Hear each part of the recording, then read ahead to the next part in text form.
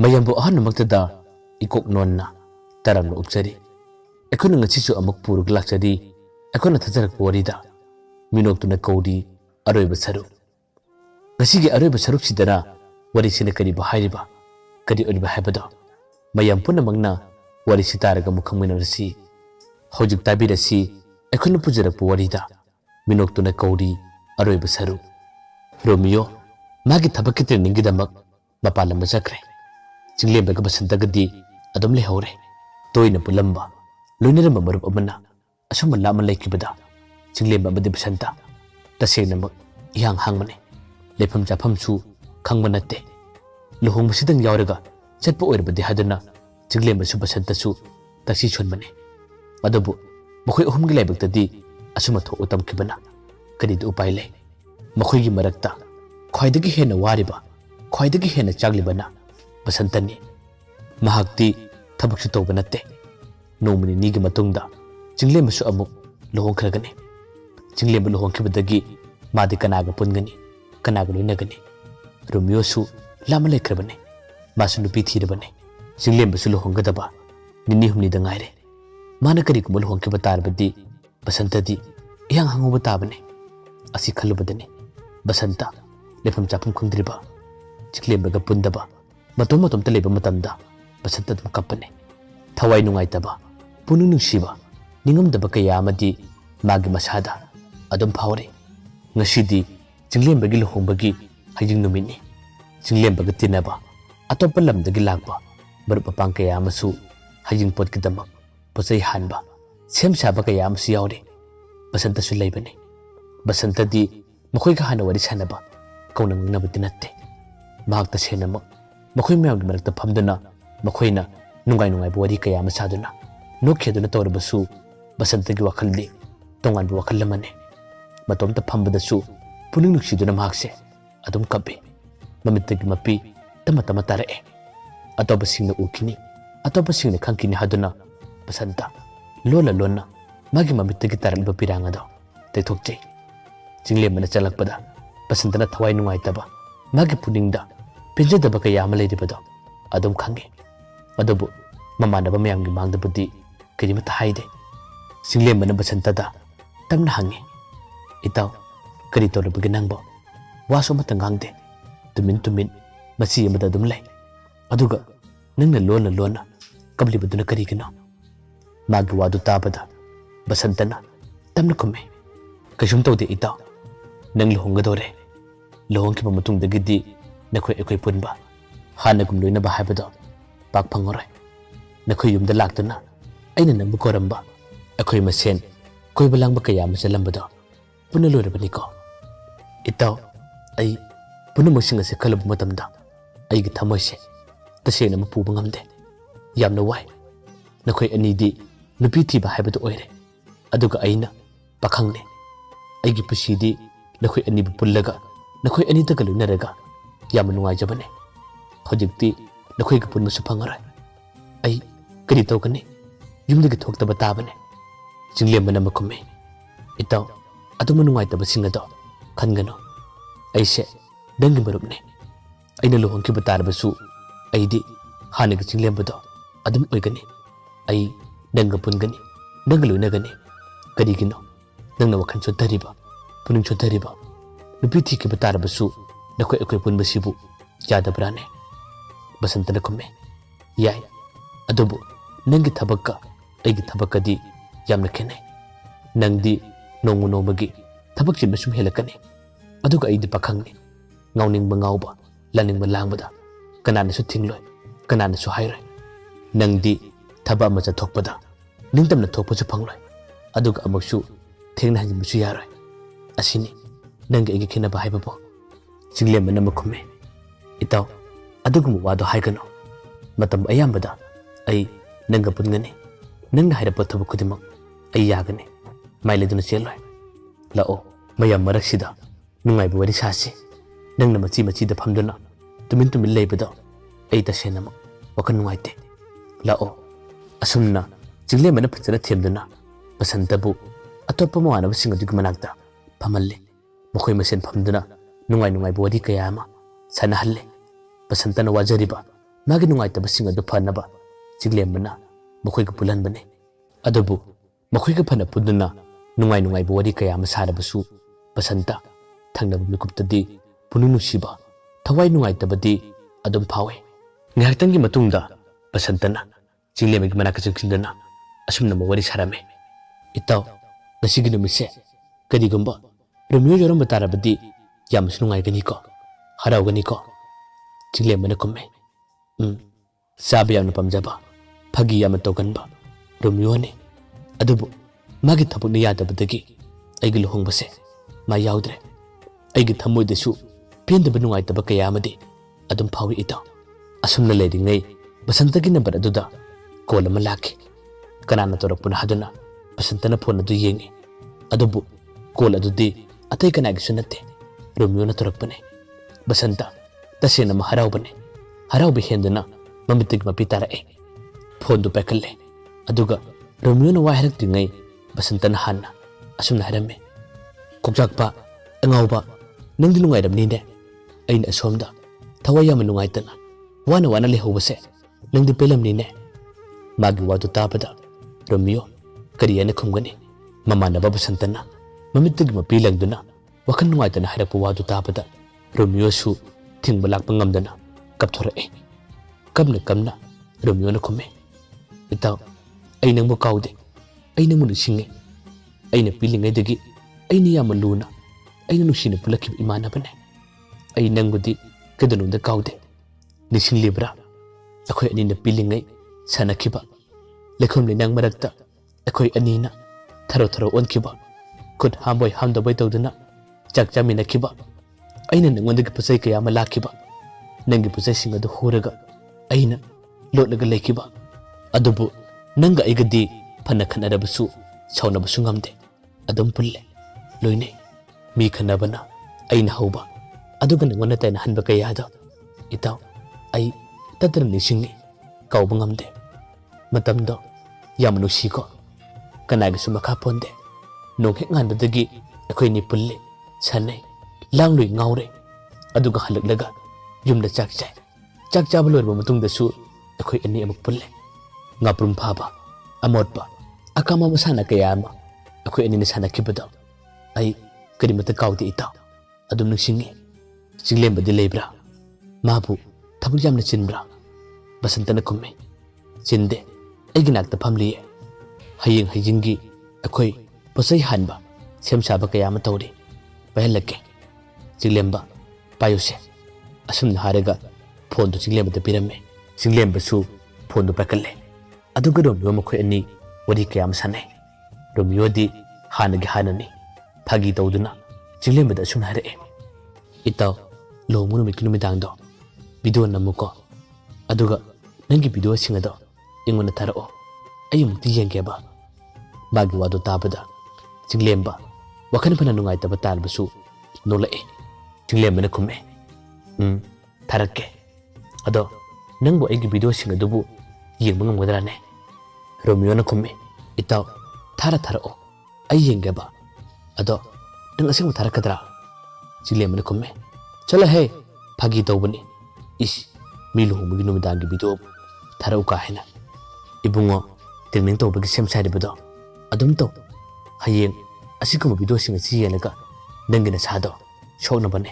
Romeo na komme as yani itaw nangna tharaka harbadi thara oba aidi akoi saiga igil homkibado tham helabane adubo aidi film sari ngaida akoi saido duty ta hawdreba aigi tawgada thabak to karimata ta hawdreba aduna itaw nangi video do oina engona khara thara oba Singlem komme yare ko itaw nani yamini naladi nakoi saigido thar o hayo adugi yengoba Romeo na komme as magi di yening deba magi photo video se ain hek yelubaga karigino khangde aigi mise masana hekta tumgieba ado nangi ona thar uko Singlem komme o yare ibungo nani yamna paalubadi thabireke Romeo na komme phagi tawbini itaw adu yengbu yaba natte adu yenguraga maita sunanabane ado nang lohongkraba matungda gidi basantaga nangadi puluroi ko Singlem komme Itaw, kaidaw puloy doriba. Ay nung napithira ba su ay di makapun nga ni. Adun ni, basantara su ingon da hairiba. Ay naluhong kraba matong dagidi ay gamagase. Puno pang naroy hay. Kangdida, napithira kaidaw rage. Natra, chamma nadrane. Romeo na makume. Manay. Itaw, ay tamage. Asong ko na pagpum tawre. Ikoy se, ana chatri. Hojik ikoy punna, rangga bahar da laydi. Tang kayada, lawbala ka dabano kangde. Asum na hiram laga, Romeo, phone tamke. Basanta su, Romeo ga mahaka, makata na wari kada sana ning mani. Adobu, phone tamana hanki bana. Wari sabadi, adum pangkidre. Numitu su, adum hauki. Ngasidi, jingle magi hajing numine.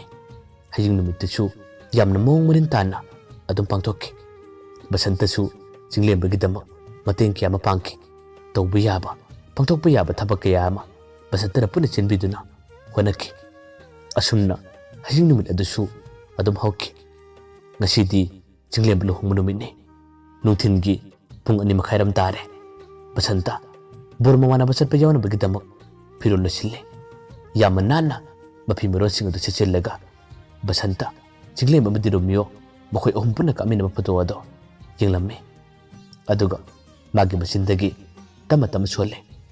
idaw Romeo ngasigi jinglem bagi lohong munumise nangna kadi gumba yoram bataraba nangna kadi gumba laklam bataraba de ay gitamoyse amuka hena penga dabane nungay ka dabane adobu nang di yawba pangte ko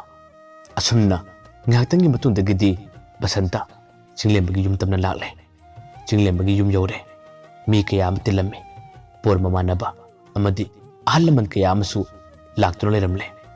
bor jakadabadi ngaktan wale Mangwanda phamlaga magi mari mata machin manau sing photo kya ma kapnari jinglem bana basanta ba kusille aduga makhoi anisu photo kapsa haramme basanta parap change jinglem bagi yathang bana kanda mak phamme oi thang bana kal adudi yang hange Romeo na hangli bana kal adu yelaga tamna jinglem bada asum haramme itaw Romeo se kadi kumala lamma tarabadi ngasi se akoy ahum punna photo kamina na mayabani ko yengo to nagi oithang manakanda hangli base itaw Romeo go phumne adobu madi nagi luhong base yaudre ko asumna wakhan nungai ta basantana jinglem bada haire jinglem basu nungai ta badi phawri bane adobu mayam gi mangdadi nungai ta basinga se karimta uthoktre photo kaploire bakanda hojikti bor chanaba thaurang tawba loire bor chanaba semsaringe matam asidani basanta gi phonda call lake Romeo na torapa call ne basanta su yamna harona phone pekalle aduga makhoi ani wari sanaramme Romeo na hana asumna hanglamme itaw bor chatpa horaba basanta na komme haudriye chanaba semsare horen ai photo thabirakke Romeo na komme Tarak Sianida, Pazabana Saksu, Amata Yaudababu, Kariki Taraki Haidino, Basandarakume, Itao, Nasigina Bisidi, a Kudipusana Kiravani, Adonani, Nana Kandabagini, Yimune, Aitabira Keba, Romeo Amo, Yari Itao, Tarak Lagano, Nakwina Pana Kedanabu, Kiam Pazagani, Torboto ud Kabamanba, Nakwin searching ado the bo. Basandarakume, Itao di Najugare Mandra. Romeo na kume hin banatine aina haidibasini phajana keba phajana nanba haibado ekoi sini engonda mukti yela une basanta na kume nandi kamai uduriba nambu yengo hairabadi video call toro adugi yenge Romeo na kume video call natti itaw nangi tungda lelibado mukti yengo kana mangi yengo basanta na kaino tungda kana legi harisibo Romeo na makasu itaw Yengti lo une nang tung kana legi yengo asum na harak pada basanta tung thulgi yengi tasena mak angak pagi masakni thajaba ngamde magi tungda mana khwadi gnu sijaba magi Romeo do lebagale rame Romeo ubu matamda basanta ngak poi khangboy chap lebagi yengi aduga magi milu ani dagi pirang sintare Romeo na basanta gi mittagi taraleba pirang ado tama taitukpirame aduga Romeo-na Basantada hairame itaw aikoigi training do August thara tare ai ngarangi numidangda Rangapahadagi thorakpane ngasigi pung 12 baro adaida ai yorakpane adubu surprise pigi hadana aina haidoktabane matam kharadi akoi pullagadabane langgadabane akoi leini manung sida nangi saido chengadabane chendaba yaroi ko wai se harakpada Basantadi hoji phauba banga chap manare Romeo-na lakani asumna Chilembagi luhongba yawba ngani habase tasena mathajadabane Chilembadi Romeo lakle habase khangba natre Romeo abadi Basanta Chilembagi manakta tama changi hojikti por chatpa hore channa Basanta-ga Romeo-ga wari kaya masari Chilembadi khangdre adum chalambadagi Romeo-na Chilembagi mangda parappa kalle aduga ngaiko amukta lebo photo ma kapige asumna hairakpane Chinglemba tasena mangakpane manga chap manabane magi mamanaba Romeo-na asumna magi manakta lakani habase thajaba ngamdabane Chinglembana magi machindagi tapna solle ai Romeo-na nopetona kumle itaw aigi training do August thara tare ai nangi luhongba yawba nangnaba hadana ngarang numidang lakpane matam kharadi akoi ohumse hanagi matawgum amuk puno phanglani aduga Basanta-gisu handaki matangsida nupi thienaba tawrasi nanga aigatama duty tabase nungaitre masu duty yaholasi masagi mathauche karina habadu khangalasi magi wadu tabada Chinglemba momono aduga Basanta-di hojikti Romeo laklabanina magi masada penba nungaibana pikthalabane Basanta-na channa Romeo-da asumna tamna hairame itaw aigi pusida nushiba nupi kainaba atai miyoi kaya ama kainakibadi kaisum khande aduga aina khwaidagi luna tawjaba aina khwaidagi nusijaba marup naga kainabadi ai tasenama lepam khangdabane adubu August tha phawbadi aise wakhan nungairagani momo noklagani nangna chakhrabada nanga punno phangdabada ai tasenama lepam khangdabane yamna wai marup amagi asengwa mari ase yamna kalli haiba ai handaki matang asida khange nangna chakhrabada Chinglembasu aisu lepam khangdabane nanga pullingai nanga loinaringai thodo kayado tatna chumni chilaka leki nangi Minoktuna akoi anibu nangi nakatatna kauki magi wadu tabada Romeo-na phaki tawduna asumna maharame adudi ngasigi Chinglembagi luhongmase hekloibaga akoi ani chelasiko Romeo-gi wadu tabada Basanta nokpati mangamdana asumna haire cha mara yauduba mayambu aroibada amukana khurumjari sahi asigi August thada Minoktuna Kouri hairiba warisigi makha taba episode sing publish tawjagani matamdu yogdri phawbadi khaina nabi yathang nijari